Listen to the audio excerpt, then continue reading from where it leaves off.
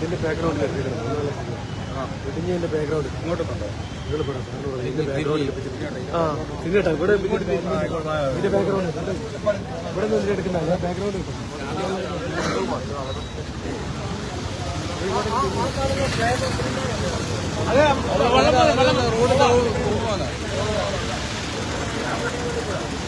അവിടെ വരെയാണ് അതിര്.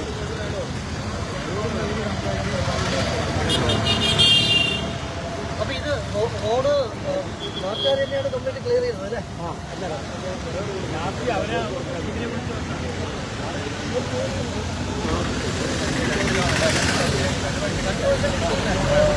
രണ്ട് പ്രാവശ്യം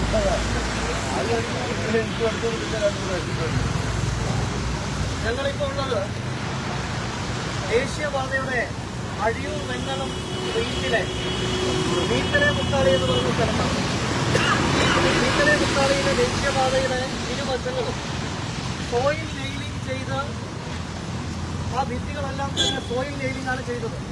ആ സമയത്ത് തന്നെ ഇവിടുത്തെ പ്രദേശവാസികൾ ഉൾപ്പെടെയുള്ള ആളുകൾ പറഞ്ഞു, ഈ പ്രദേശത്ത് സോയിൽ നെയിലിംഗ് എന്ന് പറയുന്ന രീതി അത് പറ്റുന്നതല്ല. ഇവിടെയുള്ള ഉയരത്തിലുള്ള ഇത്തരത്തിലുള്ള വലിയ മൺതിട്ടകൾ അത് ഇടിഞ്ഞ് താഴേക്ക് വരുമെന്ന് പറഞ്ഞപ്പോൾ ഈ ദേശീയപാതയുടെ ചില എഞ്ചിനീയർമാരും അതുപോലെ തന്നെ നിർമ്മാണ കമ്പനിയിലെ എഞ്ചിനീയർമാരും ഈ നാട്ടുകാർ പറഞ്ഞതുപോലെ മുഖവിലക്കെടുക്കാതെ സോയിൽ നെയിലിംഗ് ഉണ്ടാക്കി. ഇവിടുത്തെ രാഷ്ട്രീയ പാർട്ടി നേതൃത്വം ഉൾപ്പെടെ BJP ഉൾപ്പെടെ ഞങ്ങൾ ചൂണ്ടിക്കാണിച്ചിരുന്നു, സോയിൽ നെയിലിംഗ് ഈ മേഖലയിൽ അശാസ്ത്രീയമാണ് എന്ന്. അക്ഷരപ്രതി നമ്മൾ എന്താണോ പറഞ്ഞത് അതുപോലെ തന്നെ ഈ സോയിൽ നെയിലിംഗ് വലിയ ഉയരമുള്ള ഈ ഭിത്തികൾ അടർന്നു വീണതെന്ന് മാത്രമല്ല, ആളുകളുടെ ഭാഗ്യം കൊണ്ടാണ് അന്ന് മണ്ണിടിച്ചിലുണ്ടായപ്പോൾ ആളുകൾ ഇതിനടിയിൽപ്പെടാതിരുന്നത്. നൂറുകണക്കിന് സ്കൂൾ കുട്ടികൾ നടന്നു പോകുന്ന വഴിയാണ്, ആയിരക്കണക്കിന് വാഹനങ്ങൾ നിരന്തരമായി പോകുന്ന വഴിയാണ്. എന്തോ ഭാഗ്യത്തിന്, ആളുകളുടെ ഭാഗ്യത്തിലാണ് ഇവിടെ ആളുകളുടെ മേലേക്ക് വാഹനങ്ങളുടെ മേലേക്ക് മണ്ണ് വീഴാതിരുന്നത്. അതിനുശേഷമാണ് അന്ന് തന്നെ ഈ വിഷയം നിതിൻ ഗഡ്കരിക്ക് ഉൾപ്പെടെയുള്ള കേന്ദ്രമന്ത്രിമാരുടെ ശ്രദ്ധയിൽ നമ്മൾ പെടുത്തി. അപ്പൊ ഈ ഭാഗത്തെ സുരക്ഷിതമാക്കാനുള്ള നടപടികൾ കൈക്കൊള്ളുമെന്നുള്ള ഉറപ്പ് നമുക്ക് കിട്ടി. നമ്മൾ അന്ന് തന്നെ എല്ലാ ആളുകളെയും അത് അറിയിച്ചിരുന്നു. അതിന്റെ അടിസ്ഥാനത്തിലാണ് ഇവിടെ രണ്ട് ഭാഗത്തും ഇങ്ങനെ കോൺക്രീറ്റ് വാളുകൾ ഉയരുന്നത്. പക്ഷെ നിർമ്മാണ കമ്പനി എന്താ ചെയ്യുന്നത്? ഈ നിർമ്മാണ കമ്പനി യഥാർത്ഥമായ സമയത്ത് അതിന്റെ പണി പൂർത്തിയാക്കാതെ ഈ മേഖലയിൽ പലപ്പോഴും കടന്നു പോകുന്ന സമയത്ത് കാണുന്നത് 2-3 പണിക്കാരെ വെച്ചിട്ടാണ് ഈ പണി നടക്കുന്നത്. എന്ന് പറഞ്ഞാൽ ദേശീയപാത ഉദ്യോഗസ്ഥന്മാരും അതുപോലെ തന്നെ നിർമ്മാണ കമ്പനിയും മെല്ലപ്പോക്ക് നയമാണ് സ്വീകരിക്കുന്നത്. കേന്ദ്ര സർക്കാർ 65,000 കോടി രൂപ മുതൽ മുടക്കിൽ വലിയൊരു സ്വപ്ന പദ്ധതി ആവിഷ്കരിക്കുമ്പോൾ ആ പദ്ധതിയെ അട്ടിമറിക്കാനുള്ള ശ്രമമാണ് ദേശീയപാതയുടെ ചില ഉദ്യോഗസ്ഥന്മാരുടെ ഭാഗത്തു നിന്നും നിർമ്മാണ കമ്പനിയുടെ ഭാഗത്തു നിന്നും ഉണ്ടാകുന്നത്. ഈ വകാഡ് എന്ന് പറയുന്ന കമ്പനി, ഈ കമ്പനിക്ക് ഇത്രയും വലിയ കരാറൊന്നും ചെയ്യാൻ പറ്റില്ല എന്ന് അവർ പ്രൂവ് ചെയ്ത് കഴിഞ്ഞിരിക്കുന്നു. ഈ കമ്പനിയെ കരിമ്പട്ടികയിൽപ്പെടുത്തണമെന്ന് BJP ആവശ്യപ്പെടുകയാണ്. ഈ വകാഡിന്റെ കയ്യിൽ നിന്ന് ഈ കരാർ റദ്ദ് ചെയ്യണം. പകരം കൊള്ളാവുന്ന ആളുകളെ കൊണ്ട് ഈ കരാറ് പൂർത്തീകരിപ്പിക്കണം. ഇവിടെ ദേശീയപാതയുടെ ഒരു പ്രൊജക്ട് ഡയറക്ടറുണ്ട്, ദൂബെ എന്നാണ് അദ്ദേഹത്തിന്റെ പേര്. ആ പ്രൊജക്ട് ഡയറക്ടർ ഈ ചാർജ് എടുത്ത് വരുന്ന സമയത്ത് വലിയ പ്രതീക്ഷയായിരുന്നു എല്ലാവരും. പക്ഷെ ആ പ്രൊജക്ട് ഡയറക്ടർ എന്തിനാണ് ഈ ചുമതല ഏറ്റെടുത്ത് വന്നത് എന്ന് ഇപ്പോഴാണ് നാട്ടുകാർക്ക് മനസ്സിലായത്. അദ്ദേഹം വരുന്ന സമയത്ത് അദ്ദേഹത്തിന്റെ റൈസിംഗ് ബൈക്ക് അദ്ദേഹം കൊണ്ടുവന്നിട്ടുണ്ട്. അദ്ദേഹത്തിന് ഒഴിവു സമയങ്ങൾ അത് ഉല്ലസിക്കാൻ വേണ്ടി ഒരു സ്പീഡ് ബോട്ട് കൊണ്ടുവന്നിട്ടുണ്ട്. അദ്ദേഹത്തിന്റെ വേറൊരു റേസിംഗ് കാർ കൊണ്ടുവന്നിട്ടുണ്ട്. എന്ന് പറഞ്ഞാൽ ദേശീയപാതയുടെ നിർമ്മാണങ്ങളുമായി ബന്ധപ്പെട്ട് ഒരു താല്പര്യവുമില്ല. ഈ ദൂബേക്ക് ഇവിടെ ഉല്ലസിച്ച് നടക്കാനാണ് സമയം. ഞങ്ങളിത് കൃത്യമായി നിതിൻ ഗഡ്കരി ഉൾപ്പെടെ അറിയിച്ചിട്ടുണ്ട്.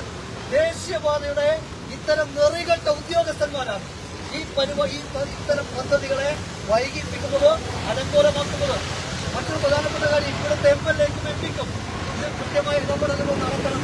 ദേശീയപാതയുടെ പദ്ധതികൾ കൃത്യമായി സമയബന്ധിതമാക്കി പൂർത്തീകരിക്കുന്നുണ്ടോ എന്നുള്ളത് അത് പരിശോധിക്കേണ്ടതും അത് നടപ്പിലാക്കേണ്ടതും അത് ഇവിടുത്തെ MPയുടെ ചുമതലയാണ്.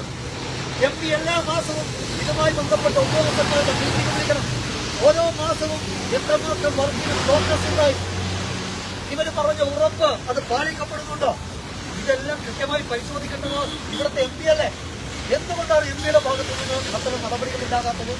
ഓരോ മാസത്തെയും വർക്കിന്റെ പ്രോഗ്രസ് വിലയിരുത്തണം. അടുത്ത മാസം എത്രത്തോളം വർക്ക് അത് ഷെഡ്യൂൾ ചെയ്യാൻ വേണ്ടി പറ്റും, എത്രത്തോളം ജീവനക്കാരെ തൊഴിലാളികളെ ഇവിടെ ഡിപ്ലോയ് ചെയ്യാൻ പറ്റും, ഇതൊക്കെ പരിശോധിക്കട്ടെ. ഇതിലൂടെ അങ്ങോട്ടും ഇങ്ങോട്ടും പോകുന്നവരല്ലേ MP-യും MLA-യുമെല്ലാം. അപ്പൊ ഇത്തരം കൃത്യമായ പരിശോധനകൾ, ഒരു കോർഡിനേഷൻ ആവശ്യമാണ്. പക്ഷെ ഈ മേഖലയിൽ ദൗർഭാഗ്യവശാൽ ഒരു തരത്തിലുള്ള കോർഡിനേഷൻ ഞങ്ങൾ ഈ വിവരം അറിഞ്ഞ ഉടനെ തന്നെ ഈ ഗുരുതരമായിട്ടുള്ള സാഹചര്യം അപ്പോൾ തന്നെ BJP-യുടെ സംസ്ഥാന അധ്യക്ഷൻ ശ്രീ രാജീവ് ചന്ദ്രശേഖർജി അറിയിച്ച് അത് നിതിൻ ഗഡ്കരിയുടെ മുന്നിൽ അത് ഗൗരവപൂർവ്വം അറിയിക്കാനുള്ള വ്യവസ്ഥകൾ ചെയ്തിട്ടുണ്ട്, അതിന്റെ കാര്യങ്ങൾ ചെയ്തിട്ടുണ്ട്. എന്തായാലും നിങ്ങളുടെ നാട്ടുകാരോടൊപ്പമാണ്. നിങ്ങളുടെ ആശങ്കകൾ കൃത്യമായി ഞങ്ങൾക്കറിയാം. ഇത് ഞാൻ ഒന്നുകൂടി ആവർത്തിച്ച് പറയുന്നു, ദേശീയപാത ഉദ്യോഗസ്ഥന്മാർ ഇവിടുത്തെ നിർമ്മാണ കമ്പനിയും നടത്തുന്ന നെറികളാണ്, തോന്നിവാസമാണ്. അത് കയ്യും കെട്ടി നോക്കിയിരിക്കാൻ ഞങ്ങൾ തയ്യാറാകില്ല. കേന്ദ്ര സർക്കാരിന്റെ സ്വപ്ന പദ്ധതിയാണ് ഇവിടെ അട്ടിമറിക്കപ്പെടുന്നത്. അതുകൊണ്ട് ആ പദ്ധതി അട്ടിമറിക്കാൻ നമുക്ക് സമ്മതിക്കില്ല. പഞ്ചായത്തിന് ഉൾപ്പെടെ ഉത്തരവാദിത്തമുണ്ട്. പഞ്ചായത്ത് പ്രസിഡന്റ് പരിശോധിക്കട്ടെ. ഈ പഞ്ചായത്തിലൂടെ ഈ പ്രദേശത്തൂടെ നടന്നു പോകുമ്പോൾ ഇവിടെ ഇത്തരം സാഹചര്യമുണ്ട് എന്നുള്ളത് ഇപ്പോൾ പ്രദേശവാസികളായിട്ടുള്ള ആളുകൾ പറഞ്ഞത് അവരുടെ വീടിന്റെ ഭാഗമൊന്ന് നടന്നു പോകാനുള്ള വഴി ക്ലിയർ ചെയ്യാൻ ചോദിച്ചപ്പോൾ അതുപോലും പറ്റില്ല എന്നാണ് ഈ നിർമ്മാണ കമ്പനിയുടെ ഉദ്യോഗസ്ഥന്മാർ പറഞ്ഞത്. അത്തരം ദാസ്യത്തോടെ പെരുമാറുന്ന ആളുകളെ ഞാൻ പറയുന്നത് അവരെയൊക്കെ തെരുവിൽ നേരിടണം. അത്തരം ഉദ്യോഗസ്ഥന്മാർക്ക് വീണ്ടും ഈ മീത്തലെ മുക്കാലിയിൽ വരാനുള്ള ധൈര്യം ഉണ്ടാകരുത്. ഇവിടുത്തെ പ്രദേശവാസികളെ വെല്ലുവിളിച്ചുകൊണ്ട് നിങ്ങളൊക്കെ സ്ഥലം വിട്ടുകൊടുത്തിട്ടാണ് ഈ റോഡുകളെ പോകുന്നത്. അപ്പൊ നിങ്ങളെ വെല്ലുവിളിച്ചുകൊണ്ടുള്ള ഉദ്യോഗസ്ഥന്മാരുടെ തോന്നിവാസം, താന്തോന്നിത്തം അതൊന്നും അനുവദിച്ചു കൊടുക്കാൻ പറ്റില്ല. നിങ്ങളുടെ കൂടെ ഉണ്ടാകും. എന്തായാലും ഇതിന്റെ ഗൗരവത്തോടുകൂടി ഞങ്ങൾ അവതരിപ്പിക്കേണ്ടത് അവതരിപ്പിക്കും എന്ന് സൂചിപ്പിക്കാൻ ആഗ്രഹിക്കുന്നു.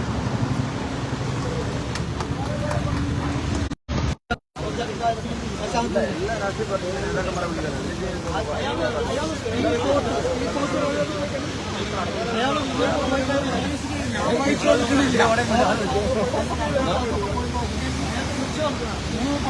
ഞാൻ മനസ്സിലാക്കുന്നത് കൈക്കൂലി വാങ്ങുന്നുണ്ടെന്നാണ്. ഈ പറയുന്ന പ്രൊജക്ട് ഡയറക്ടർ കൈക്കൂലി പലരും പരാതിപ്പെട്ടിട്ടുണ്ട്. ഞങ്ങൾ ഈ വിവരങ്ങൾ ഉൾപ്പെടുന്നതാണ്. പ്രൊജക്ട് ഡയറക്ടർ മാറ്റാതെ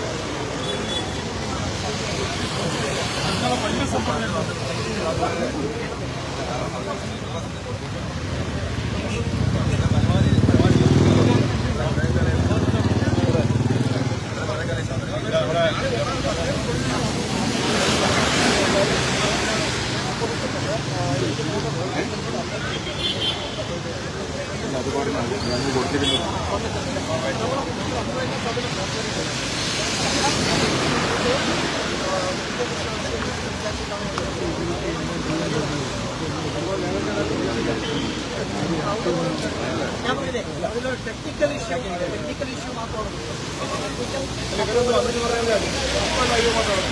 സർവീസ് കൊടുക്കുന്ന താഴെയാണ് ആ സർവീസ് മറ്റേ സർവീസുകൾ കണ്ടു കൊടുക്കുക.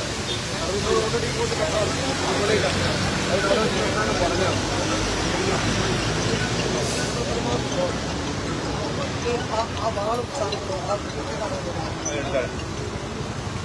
ഹലോ, ഈ വന്നല്ലാണ്ട് ഇവിടെ കളക്ടർ വരുന്നത് ഞാൻ